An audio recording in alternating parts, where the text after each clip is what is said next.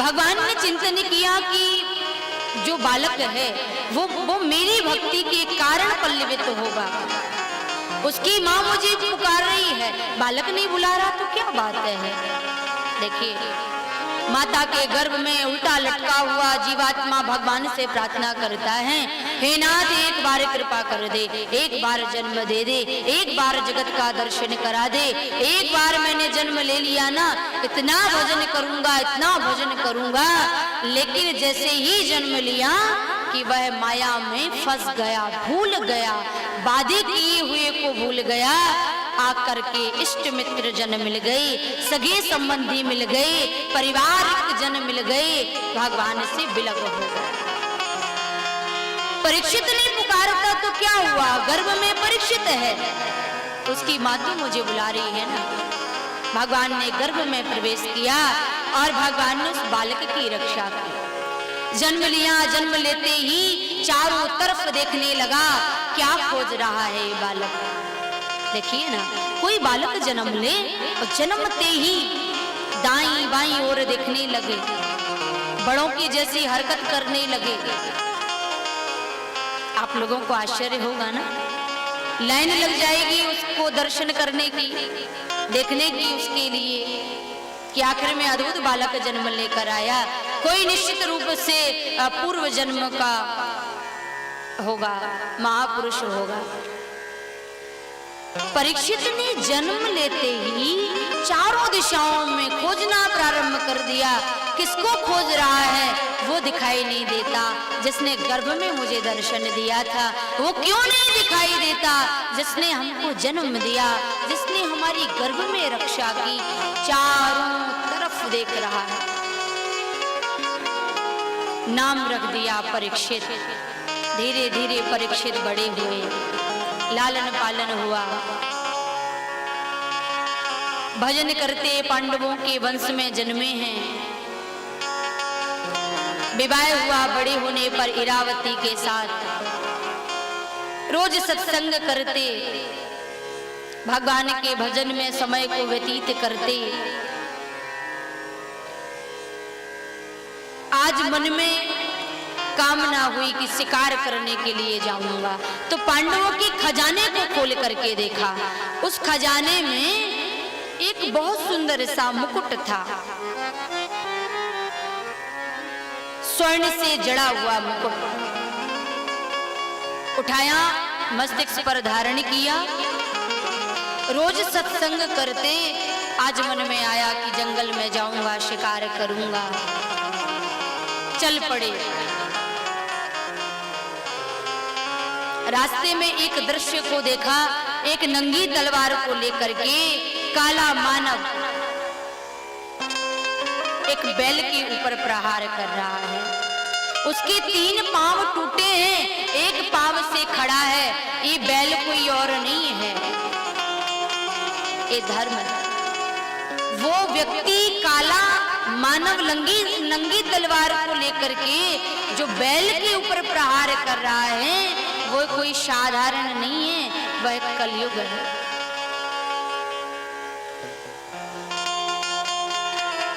वह गाय रुदन करती हुई दिखाई दे रही है। वो गाय कोई और नहीं है, वो माता पृथ्वी है।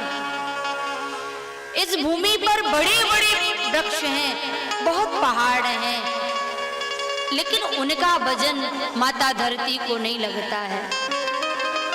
एक जब कोई व्यक्ति जन्म लेकर के अनाचार, पापाचार, भ्रष्टाचार अपनाता है तो माता धरती दुखी हो जाती है, रुदन करती है कि कोई तो हो जो कहे, माँ मैंने तुम्हारे लिए जन्म पाया, मैं तुम्हारी रक्षा करूंगा। कोई तो हो जो कहे, तन समर्पित, मन समर्पित और यह जीवन समर्पित। चाहता हूँ देश की माटी तुझे कुछ और दूं, आन अर्पित, मान अर्पित, रक्त का कण कण समर्पित, तन समर्पित, मन समर्पित और यह जीवन समर्पित। कोई तो हो जो कहे कि मैया गाय माँ मैं तुम्हारी रक्षा करूंगा। कोई तो हो जो कहे, गंगा माँ मैं तुम्हारी रक्षा करूंगा, मैंने तुम्हारे लिए जन्म पाया है। वह गाय रुदन करती हुई देवताओं के पास पहुंची। वह कोई और नहीं, माता धरती है। कलयुग को आवाज देते हुए कहा, रे दुष्ट तू कौन है? मुझे नहीं जानता, मैं पांडव वंश का हूं। श्री कृष्ण हमारे रक्षक हैं। सुनते ही तलवार को फेंक दिया, शरणागत हो गया। और शरण में आए हुए व्यक्ति को कभी बाहर नहीं निकाला जाता है, दुत्कारा नहीं जाता है, अपमान नहीं किया जाता है। शरणागत का भगवान बड़े अच्छे से ख्याल रखते हैं। शरणागत का ख्याल गुरुदेव रखते हैं। और प्रत्येक व्यक्ति का धर्म है, जो आपके आश्रित है, आपकी शरण में है, आपसे जुड़ा हुआ है, उसकी रक्षा सुरक्षा का ख्याल, उसके सहयोग का ख्याल आपको रखना पड़ेगा। परीक्षित की शरण में आकर के बोला कलयुग ने, प्रभु मैं कलयुग हूँ, इस भूमि पर क्या कर रहे हो? यहाँ से बाहर जाओ। कलयुग ने कहा, प्रभु कहाँ जाऊंगा, कोई स्थान दे दीजिए हमको। द्यूतम पान स्त्रिया सूनम यत्र धर्म चतुर्वेदः,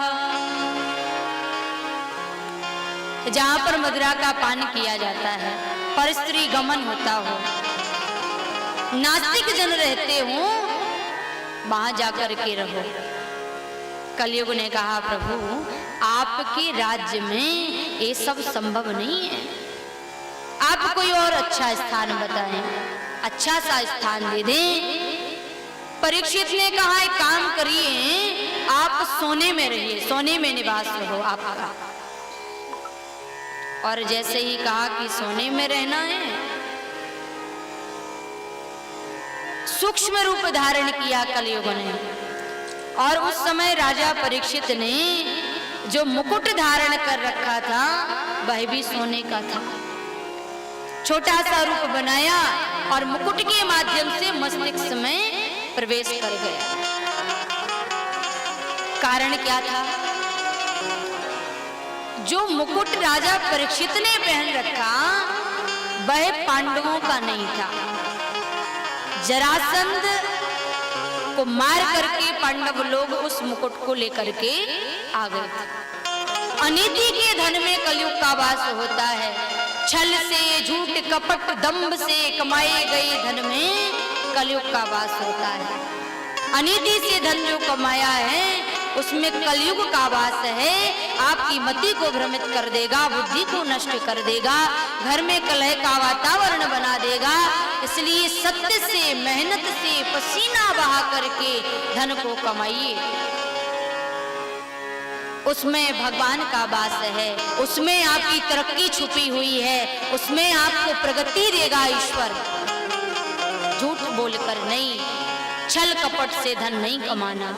कोई पद प्रतिष्ठा, धन, लोभ, लालच, झूठ, छल कपट से नहीं आना चाहिए।